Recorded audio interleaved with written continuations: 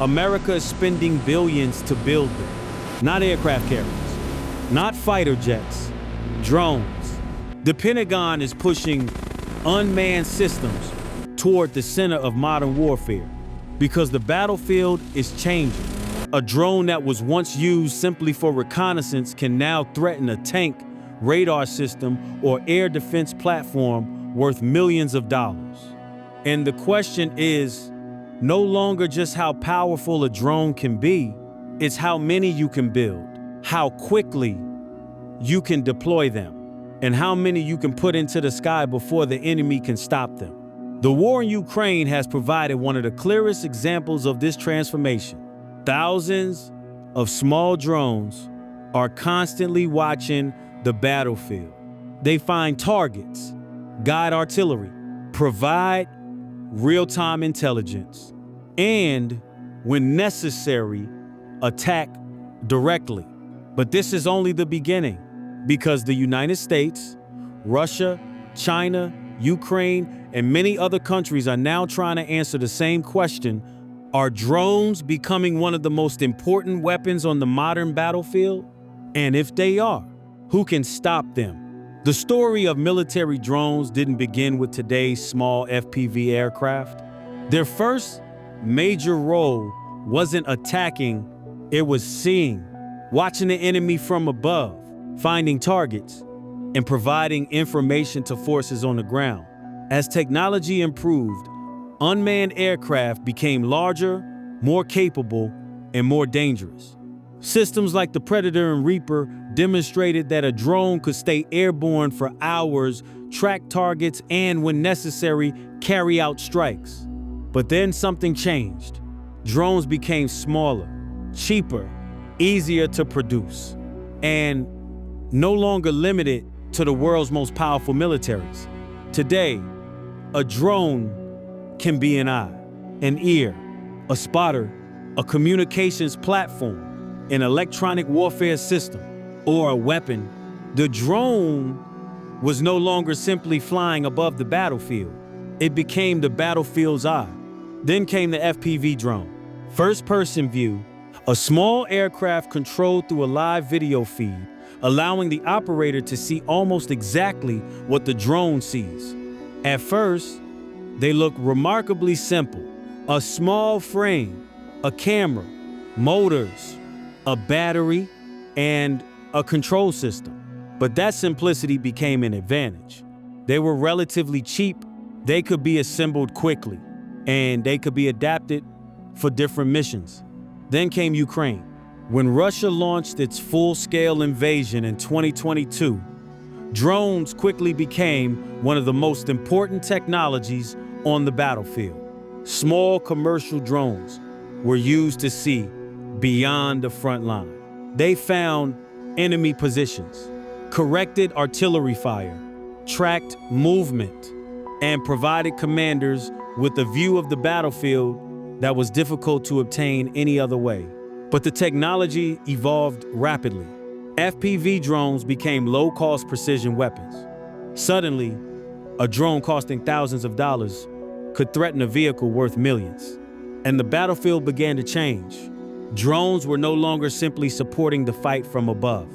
They were becoming part of the fight itself. Ukraine and Russia began rapidly adapting, producing more drones, developing new tactics, and searching for ways to defeat each other's systems. The war became a massive testing ground for unmanned warfare. FPV drones, long-range attack drones, electronic warfare, counter-drone systems, and increasingly sophisticated methods of adaptation. And one lesson became impossible to ignore. The future of drone warfare would not be decided by one perfect drone. It would be decided by whoever could innovate, produce, and adapt faster. And this created one of the biggest paradoxes of drone warfare. A drone can be cheap, but stopping it can be expensive. One of the first major responses was electronic warfare. Jammers can disrupt the communication link between a drone and its operator. They can interfere with navigation signals And in some cases, they can prevent a drone from reaching its target. But drones adapted too. More resilient communication systems, alternative navigation methods, and increasing levels of autonomy. A new technological arms race emerged. Drone against jammer. Then, new drone technology. But electronic warfare wasn't the only answer. Radars were developed to detect small, low-flying drones. Kinetic interceptors entered the battlefield. Anti-drone weapons were developed, and some militaries are now experimenting with using drones to intercept other drones. Because this creates a critical question. How sustainable is it to spend millions of dollars to stop a drone that may cost only thousands? At that point, drone warfare stops being just a technological battle. It becomes an economic one. Sometimes, the greatest advantage of a drone isn't the individual drone. It's the number. One drone can threaten a tank, but dozens arriving at the same time can overwhelm a defense. Hundreds create an entirely different problem. The challenge is no longer simply destroying one target. It's keeping the entire defense system from being overwhelmed. This is where the idea of drone swarms comes in. Large numbers of unmanned systems working together, potentially sharing information and coordinating their movements. The technology is still evolving, but the concept is simple. Instead of giving the enemy one problem, create hundreds of them at once. And once again, economics becomes part of the equation. If one side can produce thousands of relatively inexpensive drones, the other side may be forced to defend against them with systems that cost far more. The real revolution may not be the drone itself. It may be the ability to produce thousands of them. But the future of drones may not simply be about producing more. The next major transformation could be artificial intelligence.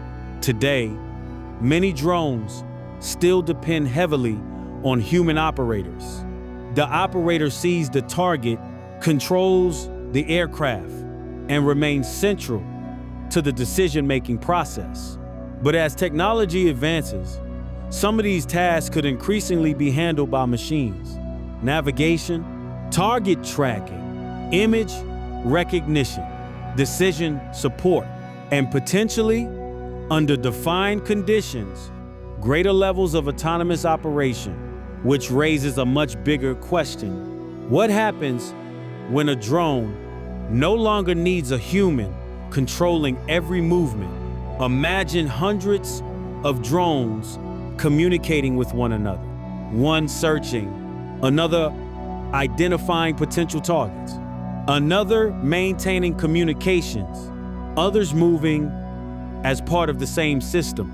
That may not remove humans from warfare, but it could fundamentally change their role, because the future battlefield may not be decided simply by who has the most powerful weapon. It may be decided by who can build the fastest human-machine system. America is investing billions in drones, but America isn't alone. China, Russia, Ukraine, Israel, and countries across Europe are all part of the same race, because the competition is no longer just about building drones. It's about developing them, producing them, deploying them, detecting them, and stopping them. The battlefield of the future will not be defined only by fighter jets, aircraft carriers, and million-dollar missiles. Thousands of smaller systems may fill the sky, some controlled by humans, some supported by artificial intelligence, and some designed specifically to stop them. Perhaps the future of warfare won't belong to a single weapon. Perhaps it will belong to the race between humans, drones, artificial intelligence, and counter-drone systems. Because the drone war isn't coming. It's already here.